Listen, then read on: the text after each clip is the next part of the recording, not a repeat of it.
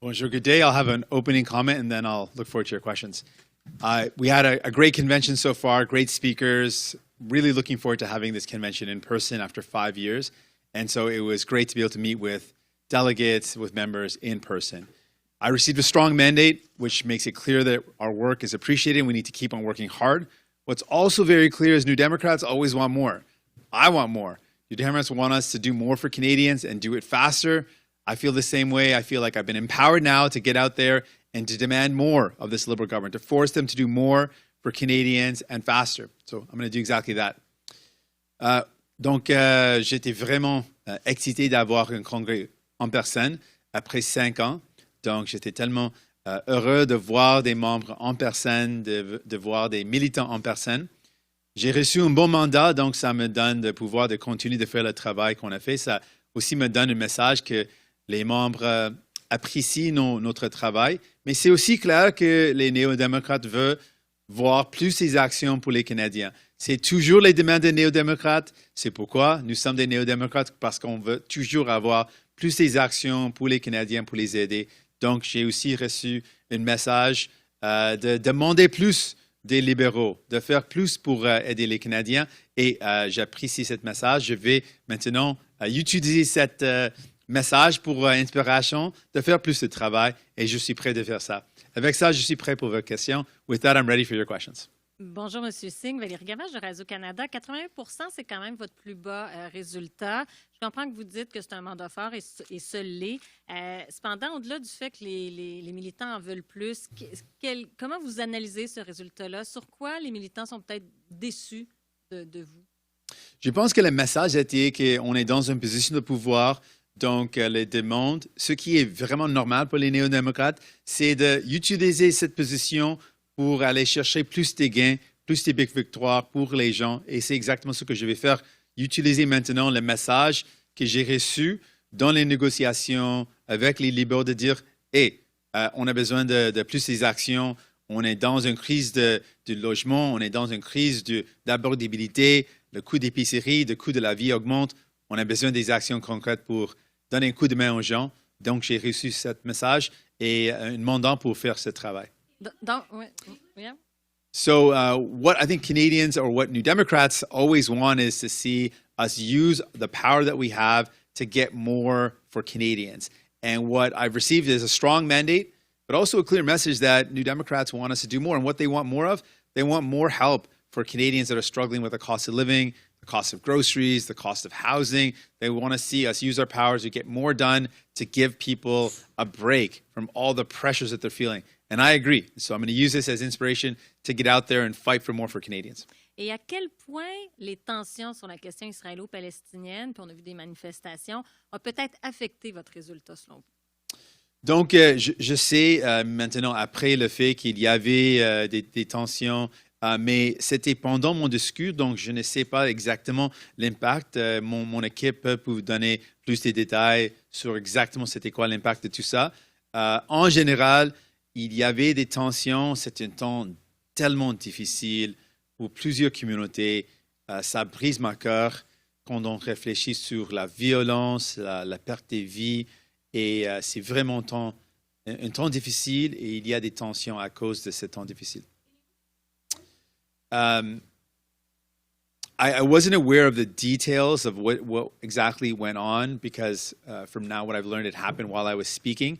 So I can get you in touch with someone who can give you more details about what actually happened and the impact it might have had on folks in terms of the convention. But in the sense of the tensions, what's happening in Israel and Palestine right now is horrible. There are devastating impacts, loss of life, innocent people that are dying, and it is very emotional, and lots of folks are feeling that. And so that tension is something that many Canadians are experiencing, and that's something that exists in our convention as well. Bonjour, M. Singh. Émilie Bergeron de la presse canadienne.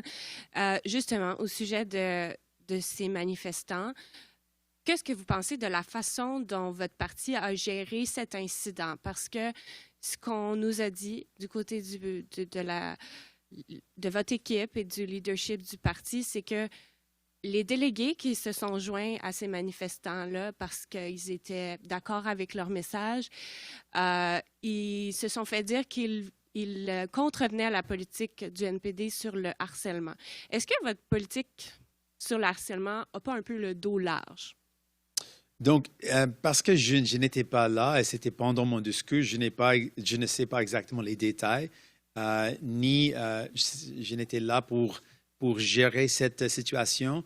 En général, on a un principe de non-harcèlement, de créer un environnement où les membres, les délégués ne sont pas intimidés. Ça, c'est un principe que je tiens encore, c'est important, de créer un espace sécuritaire pour les gens. Mais dans ce cas spécifique, pour votre question, je ne peux pas vous donner une meilleure réponse parce que je n'étais pas là, donc je ne peux pas vérifier la situation parce que je n'ai pas la vue. Sure. In general, we do have a very strong principle on making sure that we create a space that's harassment-free, and I believe in that. I want to create spaces where people are safe, where they feel comfortable.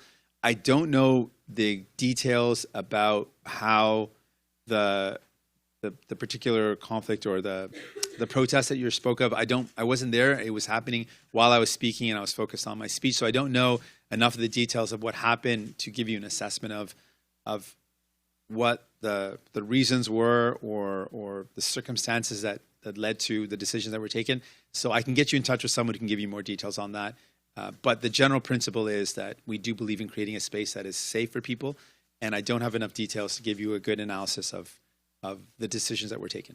Pour revenir sur le résultat du vote de confiance, la baisse quand même de plusieurs points de pourcentage, est-ce que vous l'attribuez à une insatisfaction quant à l'entente que vous avez avec les libéraux? On a entendu en fin de semaine plusieurs délégués dire on devrait la déchirer, cette entente-là, puis adopter une ligne plus dure. Est-ce que c'est un peu la façon... C'était ça le message des délégués? Donc, de façon que j'ai reçu le message, c'est un bon mandat, c'est un mandat fort. Je suis honoré et je suis heureux de recevoir un mandat fort. Mais le message que j'ai entendu des délégués, des membres, c'était on a cette position de pouvoir, on doit chercher plus de gains. Et ça m'inspire. Quand il y a des critiques et des feedbacks comme ça me donne plus d'inspiration de faire plus de travail. Et je suis prêt de faire ça. Je pense que c'est important de me rappeler que c'est un élément important de notre mouvement, qu'on toujours veut voir plus des actions pour aider les gens. C'est une demande vous allez voir souvent dans les congrès, que les néo-démocrates veulent toujours voir plus des actions, plus d'aide pour les gens, plus de justice. Donc, c'est quelque chose qui est vraiment un élément néo-démocrate et je suis fier de ça et je vais l'utiliser comme inspiration de faire plus de travail. Yeah. I should probably just do it now automatically. Yeah. I think I feel very inspired and honored to receive a strong mandate. I'm always honored and I don't take anything for granted. So to get a strong mandate from the membership gives me inspiration, gives me courage to continue to fight for people, to fight for the things that people care about. But what is also sent to me, the message I received, which I will be taking back, is a very typical, very something I'm proud of, a New Democrat demand, which is always to do more, to get more done for people, find ways to get more help to people, challenge or to deal with the challenges that people are dealing with. And that is something that I am proud of as a New Democrat. We're always wanting to do more. I want to do more as well. And so the message that I'm taking back is that I need to go out and use the position we have to try to find ways to give people more help, to find ways to take off that crushing weight of the cost of living, to give people some more support, and I'm prepared to do that. Hi, Mr. Singh. Hey. Julie Van Dusen. I'm here with CPAC. We've heard your denunciation of Hamas's actions last weekend, and I'm wondering if you could outline for us what your concerns are about this, I'm assuming, imminent incursion by the Israelis into Gaza. Yes, so this is, of course, a very horrible time right now. And first of all, we maintain, and I started off with this with our statement, but we unequivocally denounce the terrorist attack of Hamas that killed so many lives in Israel, and we denounce that unequivocally. We are concerned always about innocent lives being lost, and now what our focus is on the grave concerns being raised by the United Nations about the inability to evacuate a million people. There is no realistic way to do that. And we're concerned about violation of, as the United Nations has outlined, a violation of international law when it comes to the next steps. We're deeply concerned about what this means for the people of Gaza, and we are calling for all hostages to be released and a ceasefire, and our goal being we need to save lives. We are deeply concerned and afraid of the terrifying loss of life that is potentially in front of us and has already happened, and we want to save innocent lives. And thank you for that. And on the pharmacare issue, if you don't get the deal you're looking for universal pharmacare, are you willing to pull the plug on the deal with the Liberals? We're going to be having, in addition, some emergency resolutions on this very topic, and so I'll be looking to see some guidance from membership as well in terms of how they respond to this question. But what is clear, the draft so far that was put forward is not good enough. And we've said this before, but the Liberal government and Justin Trudeau have had a habit of taking the side of billionaire pharmaceutical companies instead of protecting Canadians. And we're concerned that with pharmacare, they're going to do the same thing.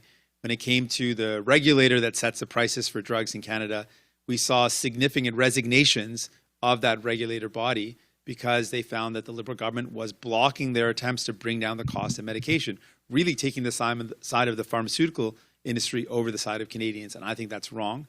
And I want to see a bill that we've fought for to make sure it happens, that lays the foundation for universal, single-payer, publicly delivered medication coverage for all. That is what we want. That's what we're going to fight for. I feel very strong in my position to demand that, given that the membership has made that very clear. And I look forward to the emergency debate, which will give me even further instruction in terms of how strongly we're going to fight for this. It is something for us that is a fundamental principle. We don't want to go down a path that benefits pharmaceutical industries. We want to go down a path that actually makes medication affordable for Canadians. And that's what we're fighting for. Oui, c'est juste de maintenant poser la même chose en français. Pour moi, j'ai reçu maintenant le pouvoir de continuer de me battre pour avoir un projet de loi qui crée la Fondation pour une assurance médicaments universelle et entièrement publique. Ça, c'est quelque chose qui est clair. On va avoir un débat d'urgence, une motion d'urgence sur cette question aussi. Donc, je vais suivre la direction des délégués pour me donner plus de direction, comment on gère cette question. Mais pour nous, on a dit non au premier projet de loi que le gouvernement a proposé parce que c'est encore un autre exemple de ce gouvernement libéral qui veut aider ou favoriser les entreprises pharmaceutiques qui sont des milliardaires au lieu de protéger les familles. Et il y avait des démissions, des grandes démissions des membres d'un comité qui fixe les prix des médicaments au Canada. Et ils ont dit que le gouvernement libéral veut favoriser ou donne la priorité aux grandes entreprises pharmaceutiques au lieu des gens, des familles, des Canadiens. Et on ne veut pas voir la même chose avec le projet de loi, parce qu'à ce moment, il me semble que le gouvernement veut encore faire la même chose, aider les grandes entreprises pharmaceutiques au lieu d'aider les familles. Et pour moi, c'est inacceptable. On doit protéger les Canadiens, les familles, pas les milliardaires. Mr. Singh, we heard that you were going to be test driving some new election language in your speech today. Walk us through what that was and how do you think it landed? So I think I received a lot of love from the members in the speech. So I think that a lot of those messages landed really well. We wanted to put it to Canadians that we're the ones that are fighting for people, and that the Liberals are out of touch. And we talked about the Liberals being out of touch when it comes to housing, and how, as someone, I've struggled. I understand what it's like. I remember when my kid brother had to come live with me when I was 20 years old. He was 15. I was in university. I remember when my mom said my dad can't work anymore because of his own struggles, and I had to go out and get a bunch of jobs. I ended up stocking shoes, and working every shift possible to make sure I took care of myself and my kid brother.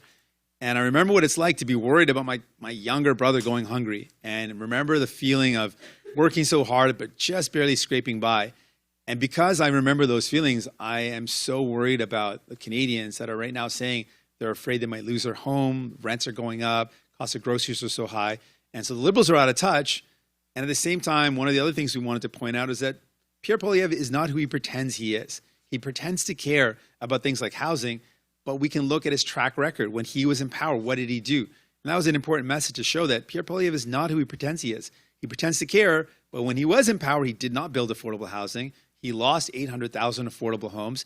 And what he did was he let those be bought up by rich landlords, corporate landlords, and other rich landlords that converted them into high-cost luxury rentals that people could not afford. And that's exactly what he's proposing again. He's proposing to do the same thing that Doug Ford is doing, sell off public land to rich developers. That does not help families, and it certainly puts more money in the pockets of these rich investors. So we laid out some of this language about the Liberals being out of touch, because they are out of touch, and the Conservatives not being who they pretend they are, and Pierre Poilievre specifically not being who he pretends he is.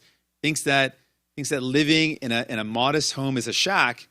Well, that probably makes sense to someone who's been living in a government-funded mansion. But for everyday Canadians, living in a reasonable, moderate, decent home is not a shack. And it just shows how out of touch Pierre Poilievre is. He is not who he says he is. He's not who he pretends he is. And these are some of the things that we tried out with our New Democrat members, and I think they landed really well because they're true. They feel real, and they resonate with people because you can see Pierre Poilievre, who holds himself out to be this outsider fighting the elites, is the ultimate elite, who was in government for 10 years almost with the Harper government, was a cabinet minister, sat at the table when decisions were made. So he is no outsider. He is the epitome of an insider who was in government with a conservative government that hurt people. And so we tried out some of those messages, and they landed really well with people because they were true and they resonated. You also had language in your speech about building and rebuilding. So are you trying to say that Canada's broken? We were focusing on the idea that Canada built homes and that we need to build homes again. And for the past almost 3 decades, both Liberal and Conservative governments stopped building homes, just got out of the work of building homes that are affordable. And it is a direct correlation to the lack of housing that's affordable and available right now. When you look at when, as a nation, we stopped building affordable homes, and now you look at the lack of affordability, there's a direct correlation. And that is a decision made by Liberals and Conservatives both, who decided not to build. And we need to get Canada building again. And we made that very clear because we don't believe that this is something that we can leave rich developers to figure out on their own. We need Canada to be actively involved in building homes that people can actually afford, looking at solutions that involve not-for-profit housing and cooperative housing. But we need Canada to build homes again like we did in the post-World War era, where we built hundreds of thousands of homes that were affordable. The first homes that people bought in many communities are those post-World War homes that were built. We need to do that again. And that's what I was referring to. And we need to build back that idea of Canada making sure people have affordable homes, not just leaving it to rich developers to figure it out, but being actively involved. Hi, Chelsea Nash with the Hill Times. Hey there. I'm just wondering, how can you assure members who wanted a leadership review, and indeed those who didn't, how can you assure them that this next election is going to be different for you and your party? What's different about this moment than the last few elections where you've actually lost seats electorally? Well, we can lay out to Canadians a question that was often in people's minds that was unanswered. We can now answer it. Can New Democrats deliver on some of the ideas that we campaign on? We campaign on the idea of bringing in dental care. We campaigned on that idea in 2019, again in 2021. We proposed those ideas in Parliament. They were voted down by Liberals and Conservatives. They were opposed by Liberals and Conservatives. And now hundreds of thousands of kids under 12 are getting their teeth fixed. I share the story of Brianna. That story is what motivates me. Brianna is a mom of 5 kids from Edmonton. Each of her 5 kids saw the dentist for the first time in their life because we forced the government to deliver this program. And we're going to continue to expand it for seniors and kids under 18 and people living with disabilities. That is a concrete answer to the question, can New Democrats deliver real programs that make people's lives better? The answer is now yes. We can take that to Canadians. We can deliver. we can make things happen that give people a break, give people some relief. That's going to save for families. That's thousands of dollars that are saved with having a free dental care program. That's going to save families money, but also keep them healthier. So we can now answer that question. We can show people, yeah, we run on great ideas that help people, and we can deliver on those ideas, even though we didn't form government. If you elect more New Democrats, we can get more work done for you. New Democrats are the ones that are the best at fighting conservatives, and we're the best at forcing government to work for you. Elect enough of us, and we can actually make the decisions that are in the best interest of people. But elect New Democrats, and you are guaranteed someone that's on your side that's going to fight to make sure government works for you. And we have shown that government works for you when you get more New Democrats elected. You said in your speech, you said you were going to force this government to finally bring in legislation that will lay the groundwork for pharmacare, bringing down the cost of medicine for everyone, and then added to that speech, at least added to the copy that we saw beforehand, you said, and to deliver a universal public Medicare that includes medication coverage for all. That was in addition to the speech. Was that you ad-libbing, and did you feel that you needed to kind of affirm to the membership that you are indeed focused on that and not going to back away from that? Are you trying to appease some uncertainty among your members on that front? This is more so an ongoing debate with my team. I just love to ad-lib in general. I like to give speeches without notes, and so sometimes I'm looking away and I'm caught up in the moment. But I really deeply believe in a universal public healthcare system, and I believe, as Tommy Douglas believed, and as many experts have believed, a universal public healthcare system should include medication coverage, should include dental care, should cover you from head to toe. And that's still a belief I maintain very strongly. My family benefited directly. My dad wouldn't be here today, but for a publicly funded rehabilitation center, I've seen directly the benefits when we were struggling, did not have money, that having a universal public program that is there for everyone, no matter how much you earn, is life-changing. And so I fully believe in it, and I'm committed to fighting for a truly universal healthcare system that should include medication coverage. Jeremy Charles, CTV News. I know you've touched on the protest already. I want to focus in on one thing. We heard from protesters calling for the NDP to recognize Israel as an apartheid state. What is your response to that, and where does the party stand on that? We've made our position really clear, and we've laid out our statements in terms of where we stand on matters when it comes to Israel and Palestine. We have said very clearly in terms of recent events, we've made it very clear that we denounce the terrorist attacks of Hamas. We've made it really clear we're concerned about violations of international human rights and international law. And we're deeply concerned right now about the imminent, very serious loss of life in Gaza. And we've made that very clear that our position is that the only way forward now is to see all the hostages released and an immediate ceasefire to save innocent lives. And so we've laid out our vision and our position very clearly. You've touched a lot on safety and security and creating a certain environment here at the convention. Hamilton police say as a result of what happened earlier, they're investigating an assault. Is that concerning to you? Is security and safety a concern as a result of what happened today? It's always a concern for me to make sure that I, as a leader of a party, create a space that's safe for everyone. I want to create safe spaces for the volunteers, for the members, for my staff, for the people who work in our organization, and the people who are part of our movement. It is very important for me, and I try to do everything I can to create that safe space. I'm concerned to hear that there are that type of investigation is going on. I never want to see anything get to the level of violence. I want healthy debate. People can disagree. People can have different opinions, and they should. We are the new Democratic Party, after all, and we believe in that democratic right to dissent and to have disagreements. But it should be done in a way that's respectful and safe, and that's something important to me.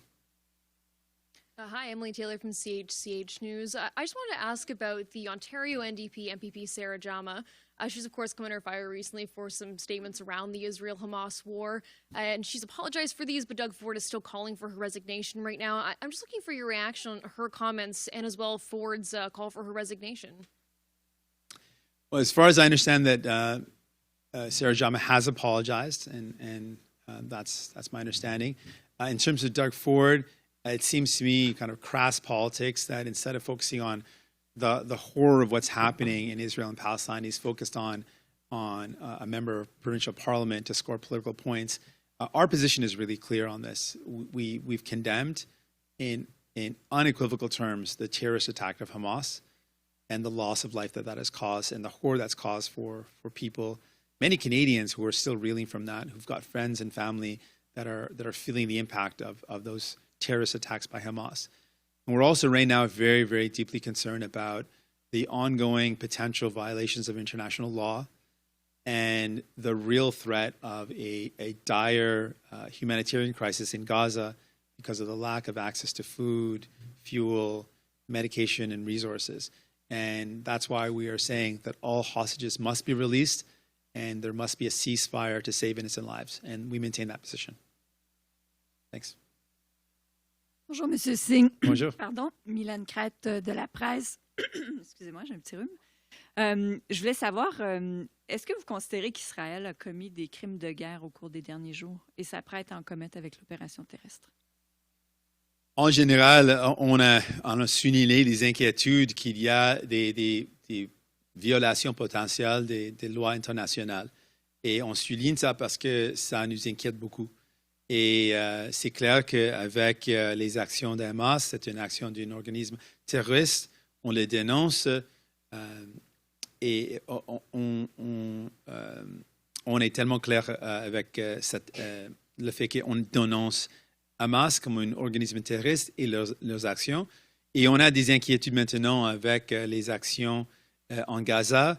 Et comme les Nations Unies ont souligné ou ont soulevé, il y a un fort potentiel des lois internationales qui peut être brisées à cause des actions. Et ça, c'est pourquoi on demande que tous les otages soient livrés et qu'il y a un cessez-le-feu pour sauver les vies innocentes. Vous ne répétez pas les mots crime de guerre, là, Israël, dans la même phrase. Donc, seriez-vous à l'aise avec une résolution tout à l'heure qui serait adoptée et qui contiendrait ces mots-là? Je vais suivre le débat et je vais suivre la décision des membres. Ma position est claire qu'il y a une forte inquiétude des brises des lois internationales et ça, c'est quelque chose de vraiment inquiétant. Encore, c'est une question des vies innocentes et j'ai peur pour ce qui va potentiellement arriver. Et ça, c'est pourquoi je encore demande que tous les otages soient libérés et qu'on a une cessez-le-feu. Yes. We'll be watching the debate very carefully with the resolution and any of the wording that comes out from the members. My position has been very clear, though. I reiterate, we denounce the terrorist attacks of Hamas. We are deeply concerned about very real potential violations of international law and a very serious imminent loss of life in Gaza. And that's why we're calling for all hostages to be released, as well as a ceasefire to save innocent lives. Good afternoon, Mr. Singh. Marina von Stackelberg with CBC News. The emergency motion calls for a ceasefire. You've mentioned just now that you would like to see a ceasefire. How exactly do you see that happening? Who should drop their weapons first, in your opinion? The way that it is achieved is not something I'm suggesting is going to be easy. But what is clear, if we don't have a ceasefire and all hostages released, that there is a very dire, a very serious, and a very scary imminent loss of life that's going to impact the people of Gaza who have already been severely impacted. And so I'm worried about that. We have an unequivocal, ongoing denunciation of the terrorist attacks of Hamas. And we are calling for this ceasefire and a release of hostages because we are deeply concerned about innocent lives that have already been lost. And we know that the toll of war is terrible, is death and destruction, and we want to see innocent lives saved. Do you think that Israel should be negotiating a ceasefire with Hamas?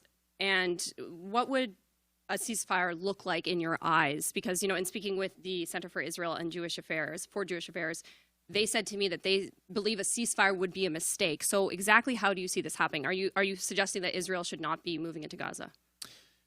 We've made it clear that every time we've called for a ceasefire, we're also saying that hostages should be released. We understand that is a very legitimate, deep fear. These hostages and whether they are going to be safe or not. This is a very real fear. So we're calling for hostages to be released and a ceasefire, because we know that the only outcome of ongoing violence is more death, more destruction, and we want to see innocent lives saved. There has already been so many innocent lives that have been taken, so many innocent lives lost, and that is the outcome of war. And that's why we are always going to push for, even when it's difficult, even when the path ahead seems dark, we're going to push for some path that involves peace, because that is the only way to resolve conflicts. Mickey, the Canadian Press, the party's confidence in you has gone down about 20 points since 2018. What's not resonating with delegates? I want to say I feel really inspired and encouraged by receiving a strong mandate. I don't take anything for granted. I never have my whole life. And to receive a strong mandate to continue on gives me inspiration to continue to do the work that we're doing. I think there's also a clear message, though, and I take this message to heart. New Democrats always want more. We're the party that always say, you're not going far enough. We need more, and specifically more help to give Canadians a break in these difficult times. And I take that message back. That message gives actually me more inspiration and gives me more strength to go out and fight for more. We've got an opportunity now. We're in a position of a minority government, and we are being asked very clearly by membership to go out and fight to fix the problems that people are dealing with. I think it's clear that people are dealing with many challenges. We've got a cost of living crisis. We've got groceries that are high. We've got a lot of challenges. And the Liberals are not solving these problems. And the Conservatives can't be trusted because they are not who they pretend they are. They are not going to actually fix these problems. So New Democrats are turning to us and saying, hey, we need you to do more. And I take that. I'm inspired by that. I'm going to get out and work even harder. But how can you sell that message to the country when support for your own message is dwindling amongst the ranks here? I would say I've got a strong mandate, and New Democrats are saying get out and work harder. I'm going to get out and work harder. En français aussi? Oh, wow. OK. J'ai reçu un fort mandat, mais en même temps un message que je dois travailler plus pour gagner plus des victoires, plus des gains pour les familles, et je vais faire exactement ça. Mr. Singh, my name is Althea Raj with the Toronto Star. Do you believe Israel is committing war crimes in Gaza? We are deeply concerned, as the United Nations is, that there are serious potentials for violations of international law. But do and you that's why we're believe calling they for are a committing war ceasefire crimes? and a release of all hostages. Sorry, we're speaking at the same time there because I was know, answering your because question. you're not answering the question. Go ahead, It's ask very again. direct. Ask again. Do you believe Israel is committing war crimes in Gaza? So I hear your question, and my answer to that is we've said we're focused on the fact that we are deeply concerned that there are violations of international law going on, and the potential of that to result in a serious loss of life is why we're saying we need an immediate release of all hostages and a ceasefire to save innocent lives. Monsieur Landry, when he was the head of the Parti québécois, resigned when he got 76%. You have 81%.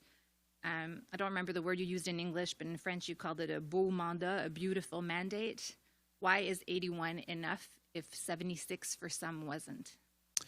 I've received a strong mandate from the membership, and I saw a clear support during my speech, and I'm inspired by that. I don't take any support for granted, so I always work hard to earn the support of my members and of Canadians. I'm inspired by that, but I also received the message that New Democrats expect me to get out and fight for more for people. And we're going to use the motivation of this convention, the fact that people are saying we need you to get out and get more victories for Canadians, to get out there and demand more and fight for more. That's exactly what we'll do. Le plus que vous pouvez faire, quel gain vous pouvez